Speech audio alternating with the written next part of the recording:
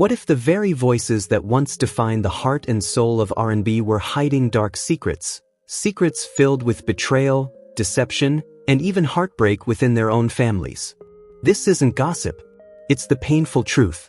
One so-called king of love songs was scalded with boiling water by his lover after a night of infidelity. A soul music legend married his late best friend's widow, then secretly began an affair with her stepdaughter. And that's just the beginning. Beneath the velvet voices and smooth melodies lies a trail of scandals that once rocked the foundations of the American music scene. In this video, we uncover the chilling stories of 15 iconic Black artists whose lives offstage were marked by shocking affairs, broken trust, and irreversible choices. What you're about to hear will change the way you see these legends forever. Bobby Womack, the ultimate betrayal that ruined everything. We begin with one of the most jaw-dropping scandals in music history, a story so shocking it still sends chills down the spine. Bobby Womack didn't just cross a line. He shattered it while the pain was still fresh and the casket barely closed. On December 11, 1964, the world lost a legend when Sam Cooke was shot dead in a rundown Los Angeles motel. The nation mourned. And among the mourners was 20-year-old Bobby Womack, Sam's protege, his guitarist, his so-called brother in music. Bobby stood at the funeral with tearful eyes and trembling hands, looking like a man who had lost his soul. But just 3 months later, Bobby stunned the world by marrying Sam Cooke's widow, Barbara. Yes, the same woman still grieving the man whose grave was barely settled. The backlash was instant and brutal. Sam's family cut him off. Fans turned their backs. Radio stations banned his music. From hero to pariah, Bobby became the embodiment of betrayal. But the scandal didn't stop there. Inside the very home Sam once cherished, Bobby and Barbara tried to build a life. But behind closed doors, Bobby made an unthinkable move. He began an affair with Linda, Barbara's teenage daughter. Sam Cooke's daughter. She was only 16. When Barbara found out, through her daughter's diary, she snapped. One night in June 1970, driven by heartbreak and rage, she grabbed a gun, stormed into Bobby's room, and pulled the trigger. By some miracle, Bobby dodged the bullet. But his career wasn't so lucky. From that night on, Bobby Womack was haunted by whispers of betrayal, lust, and broken loyalty. No matter how brilliant his music remained, the world never forgot the scandal. That fateful wedding ring he slipped on in 1965 didn't just cost him his reputation, it marked the beginning of his downfall. And just when you think this is as deep as betrayal can go, the next story descends into even darker, bloodier territory. Marvin Gaye, forbidden love and a fatal bullet from his own father. In a haunting 1982 interview, Marvin Gaye once admitted, "I don't fear being destroyed by others. I fear the things I can't stop loving." Tragically, those very things would be his undoing. In the early 1970s, while What's Going On echoed through every home in America, Marvin wasn't just a soul singer, he was the heartbeat of a generation. His voice became a protest, a prayer, and a lifeline during the chaos of Vietnam and the cries for justice in the streets. To Black America, he was a prophet. But behind the walls of his glamorous life, a private storm was brewing, one even he couldn't silence. Inside the mansion he shared with his wife, Anna Gordy, Motown royalty, and nearly 2 decades his senior, trouble festered. Anna wasn't just his spouse. She was the sister of Motown's founder and the very person who helped transform Marvin from a struggling backup singer into a national icon. But after nearly 10 years, their once passionate union began to unravel. And in his loneliness, Marvin made a devastating choice. He found comfort in the arms of Denise Gordy, Anna's niece by marriage. She was only 17 when their secret relationship began. In 1971, she gave birth to a son, Marvin Gaye III, legally listed as Anna's child. When the truth surfaced, Anna was heartbroken and enraged. She filed for divorce, demanding royalties from Marvin's next album as part of the settlement. In response, Marvin created Here, My Dear, a raw, aching, nearly 2-hour confession. It wasn't just music, it was a requiem for a love that collapsed under the weight of betrayal. But the most devastating chapter of Marvin's life wasn't romantic, it was paternal. His lifelong struggle for approval from his father, Reverend Marvin Gaye Sr., was a wound that never healed. Their relationship was marred by judgment, coldness, and the memory of violence Marvin had witnessed as a child. When depression and addiction took hold of Marvin in his later years, their fragile bond shattered completely. Then came April 1, 1984, one day before Marvin's 45th birthday. A heated argument between father and son turned fatal. His father, unable to contain his rage, picked up a gun and fired. Marvin died in his mother's arms, in the very home where he once sang about peace, love, and healing. Marvin Gaye's death wasn't just a tragedy, it was a haunting reminder that love, when twisted by pain and betrayal, doesn't always save. Sometimes, it destroys. Teddy Pendergrass. One glance, one crash, and everything changed. Sometimes, a single moment is all it takes to bring an empire crashing down. For Teddy Pendergrass, that moment came on a cold March night in 1982, along Lincoln Drive in Philadelphia. One second, he was the king of sensual soul, the voice that could melt a room with a single breath. The next, his silver-blue Rolls-Royce slammed into a tree, glass exploding like fireworks, engines screaming into silence. Just hours before, he was still a living fantasy. His ladies-only concerts were the stuff of legend, and ballads like Close the Door and Turn Off the Lights made him the very symbol of passion and desire. But behind the velvet voice and silk suits was a man battling a truth the world wasn't ready to accept. When police pulled him from the wreckage, his passenger was identified as Tenna Watson, a well-known transgender model from Philadelphia's underground scene. Teddy survived, but not without cost, paralyzed from the neck down. Yet it wasn't the injuries that shook the world, it was who had been beside him. In less than 24 hours, the media erupted. Radio stations pulled his records. Tabloids had a field day with headlines soaked in cruelty. His longtime girlfriend left quietly, without a word. Teddy, once the most desired man in music, became the subject of whispers, some mocking, some mournful, all loaded with judgment. Alone in a sterile hospital room, staring at the ceiling, Teddy shed silent tears no one saw. And though he would rise again, performing from a wheelchair with a soul full of fire, the golden glow of his stardom never returned quite the same. His voice still played on, but always followed by an unspoken question: what really happened that night in the car? And what piece of Teddy was never allowed to be free in the light of day? Rick James. When desire becomes a cage you can't escape. They used to say Rick James didn't walk into the studio like a musician. He stormed in like a man possessed by his own cravings. He lived like the rules didn't apply, like there was no tomorrow. But in chasing pleasure without restraint, Rick lost everything long before he realized it was gone. In 1981, his album Street Songs didn't just break records. It ignited a cultural firestorm. Super Freak wasn't just a hit, it was his declaration of war on conformity. A wild, fearless anthem for a man who saw boundaries as suggestions. And for a moment he ruled. His Hollywood Hills mansion became a never-ending party, where the music never stopped, the lights never dimmed, and the bodies were always moving. But behind the glitter and sweat was a man unraveling. Rick James, the icon, was quietly crumbling. Addicted to drugs, tangled in shallow relationships, and spiraling into darkness, he began hurting even those who once idolized him. The most disturbing moment came in 1991, when a young model, Frances Alley, accused Rick and his ex-girlfriend of imprisoning her in a hotel room, forcing drugs on her, and attacking her when she refused their sexual advances. The story exploded across headlines, shaking the image of a man once celebrated for his brilliance. By 1993, the courtroom lights replaced the stage lights. Rick James stood not as the electric, unapologetic god of funk, but as a shadow of himself, frail, defeated, and voiceless. He was sentenced to prison, and though he tried to reclaim his legacy with new music, the magic was gone. The crowds no longer cheered. The world had moved on. In the end, it wasn't the industry, the critics, or even the law that brought him down. It was Rick James. The same fire that once made him a legend consumed him from within. His greatest rival wasn't the world, it was his own desire. And that battle, he couldn't win. Al Green, the soul legend whose voice once made hearts tremble, was nearly silenced by one of the darkest nights in music history.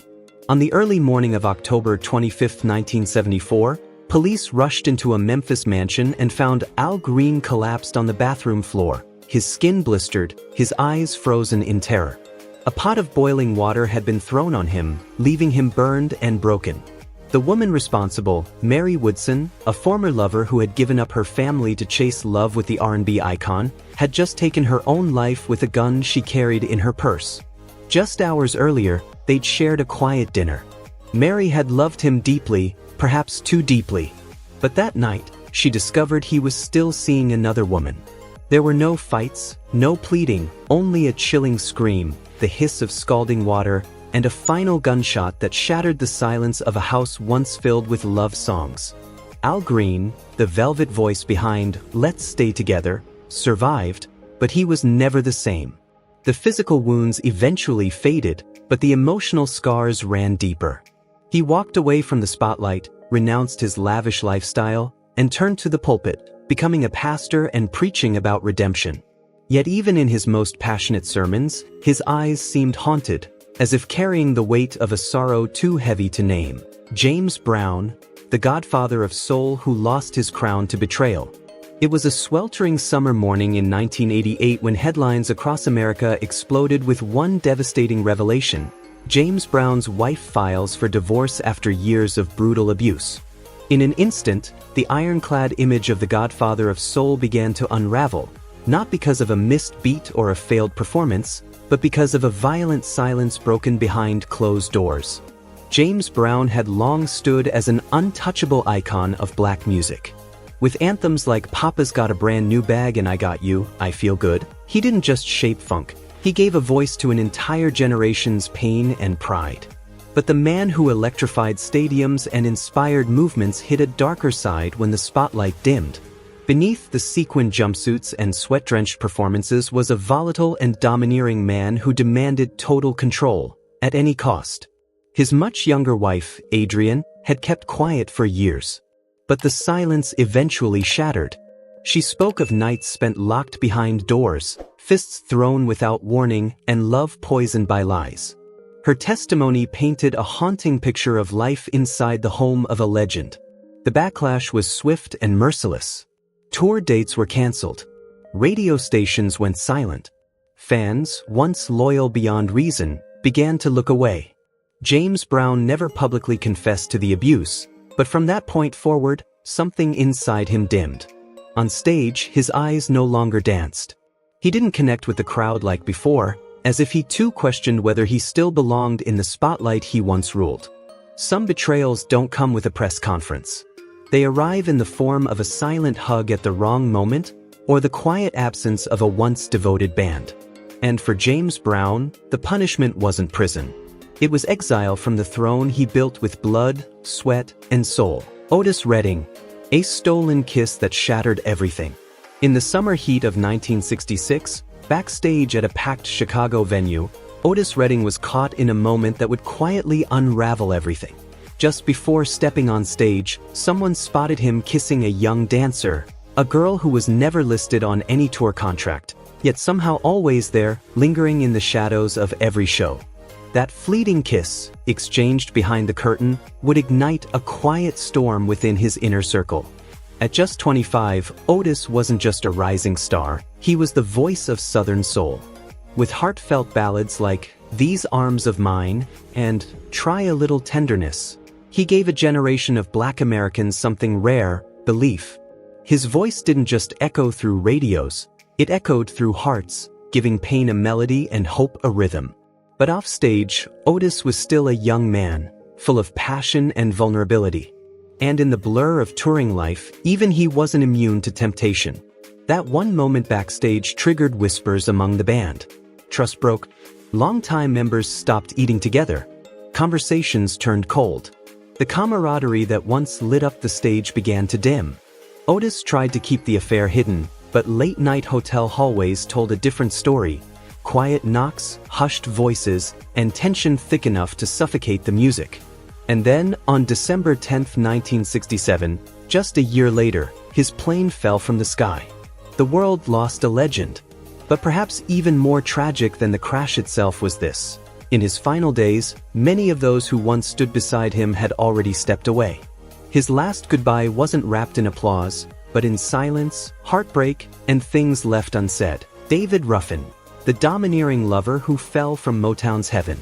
There was a time when David Ruffin only had to step on stage and sing "I've Got Sunshine on a Cloudy Day" to send chills down every spine in the room. His voice wasn't just the soul of the Temptations, it was the beating heart of Motown's golden age. But behind the flawless harmonies and sharp suits hid a troubled man whose love life left behind scars, not songs. At the height of his fame in the late 60s, dark whispers began to swirl around Ruffin. His longtime partner, the beloved singer Tammy Terrell, once showed up to a recording session with bruises barely hidden beneath thick layers of makeup. She didn't utter a word, but the silence screamed. Not long after, she came forward, accusing Ruffin of physical abuse and heartbreaking infidelity while on tour. The image of the sweet-talking soul singer began to unravel.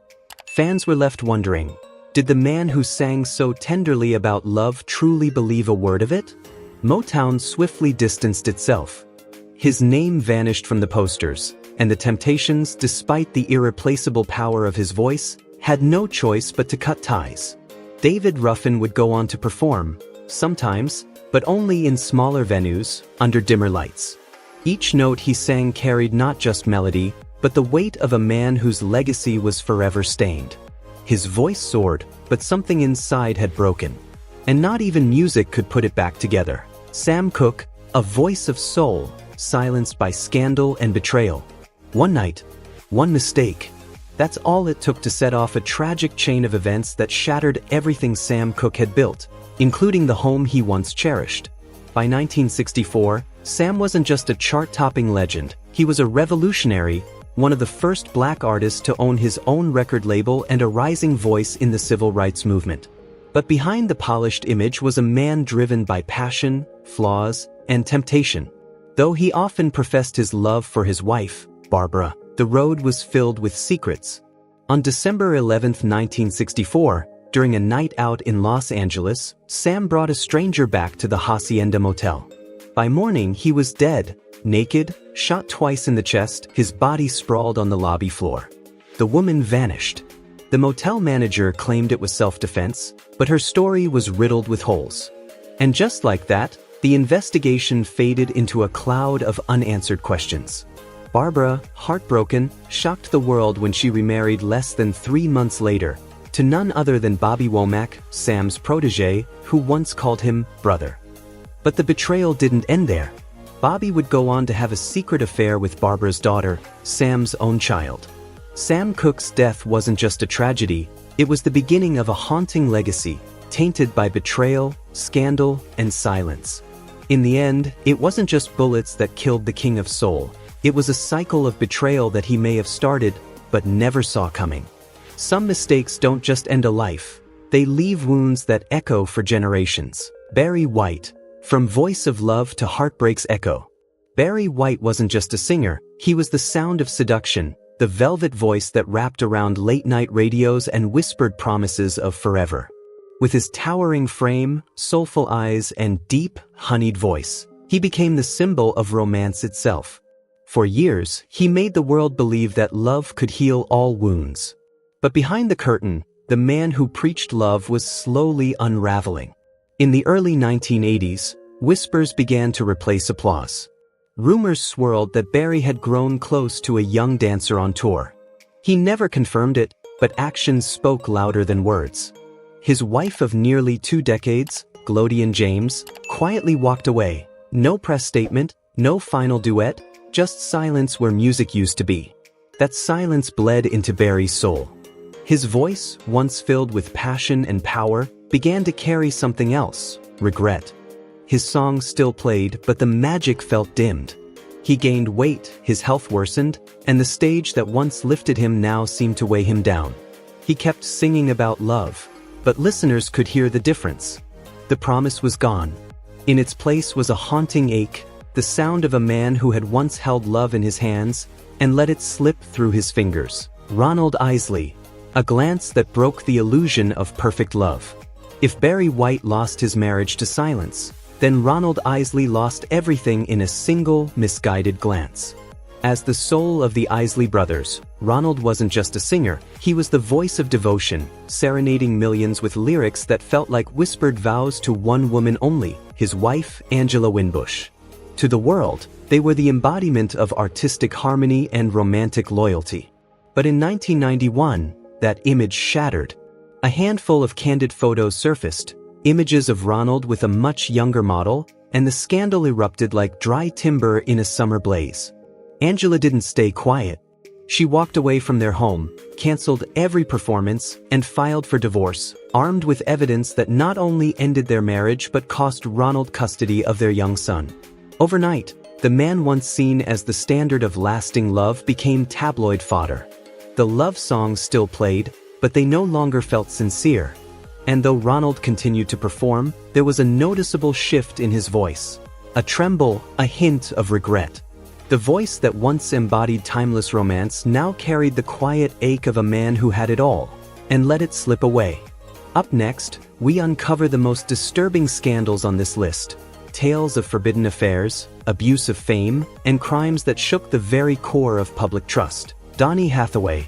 A love betrayed, a genius lost. Donny Hathaway was once known as the gentle genius, a man who could take heartache and turn it into harmony. But behind the soulful melodies and tender lyrics was a storm quietly brewing. In 1978, after a show in Chicago, that storm broke loose. Donny's wife, Eulala, surprised him at his hotel, only to find him in a robe, holding a glass of wine, with a strange woman still in the room. She didn't scream. She didn't cry. She simply walked away, leaving behind a silence more devastating than words. From that moment on, Donny began to unravel. Diagnosed with bipolar disorder, his paranoia grew unbearable. He started taping his windows shut, locking himself away, convinced he was being watched, even by those closest to him. In the studio, he couldn't focus. He whispered to doctors, "Someone wants to kill me." Friends said he was haunted, by guilt, by fear, by something no one could quite name. Then came that bitter January night. Donny Hathaway was found dead outside the Essex House Hotel, having fallen from the 15th floor. Whether it was a final act of despair or a mind lost to delusion, no one will ever truly know. What we do know is that the man who once sang of love and healing died with a soul fractured by betrayal, illness, and unspoken pain. And in the end, not even the music could pull him back. Eddie Kendricks, A Night in Atlanta That Shattered Everything. On the humid night of June 14, 1973, after a performance in Atlanta, Eddie Kendricks quietly made his way down the hotel hallway. He held a borrowed room key, claiming he'd forgotten his jacket. No one questioned him. But behind that softly closed door, under the dim glow of a bedside lamp, was a woman who should have been untouchable, the wife of a fellow temptation, a man who had stood by Eddie for nearly a decade. They thought their secret would vanish with the night. But fate had other plans. Unbeknownst to them, an 8-year-old boy had wandered the hallway searching for his mother. He didn't knock. He simply paused at the faint crack of light spilling from the room, his small eyes quietly witnessing a betrayal no child should ever see. The next morning, the boy left behind a pencil-written note on hotel stationery that simply read, "Mom is with Uncle Eddie." No confrontation followed. No shouting. Just silence, an unbearable, echoing silence. From that day on, Eddie was quietly exiled by the band. No one spoke to him on the tour bus. At rehearsals, he sat alone, always in the back row. No harmonies were sung with him. No glances were exchanged. The chill between them was deeper than any public scandal. By year's end, Eddie walked away from the Temptations without a farewell. He launched his solo career, pouring his soul into bittersweet love songs that hinted at pain no lyrics could fully explain. But for the rest of his life, Eddie never spoke of that night again. He never tried to explain. And he never looked into the eyes of that boy, the silent witness who had seen everything, and who Eddie could never bring himself to face. Gerald Levert, the sole heir who couldn't escape the shadows. Born into the legacy of soul royalty, Gerald Levert was more than just a gifted voice. He was the torchbearer of a promise. The son of Eddie Levert, legendary lead singer of the OJs, Gerald grew up in a world where fame mingled with family dinners and stage lights flickered behind heartfelt smiles. He once swore he'd never repeat his father's mistakes, never betray those who loved and trusted him. Especially not her, the woman he called his wife, his partner of 10 years, the mother of his 2 children in Columbus. But that vow unraveled on a quiet September afternoon in 2002. In the lounge of Atlantic Records, a 17-year-old girl appeared, his star pupil from Cleveland, the one he'd proudly introduced as family. The one his daughter affectionately called sister. Her eyes were red. In her hand, a phone with a voice recording. It was Gerald's voice, not angry, not forceful, but soft and intimate, almost like a lullaby. "We don't need to tell anyone. You just need to trust me." She never went to the police. But the recording landed in the hands of the label's executive. Within 4 hours, Gerald's contract was canceled. His entire fall tour vanished from the system. His wife packed up their children and left. His unreleased tracks were shelved indefinitely. Even his closest friends stopped answering his calls. Some changed their numbers without a word. On November 10, 2006, Gerald Levert died in his sleep from heart failure. He was only 40. His will held no farewell to a lover, no message to the young girl whose life had crossed his. Only a single, haunting line addressed to his father: "I'm sorry for repeating what they did, and I don't know how to stop." Among the 15 names just mentioned, who disappointed you the most? Who made you unable to believe it was true? Leave your thoughts below and don't forget to subscribe to the channel. The truths behind the glamour will continue to be revealed in upcoming videos.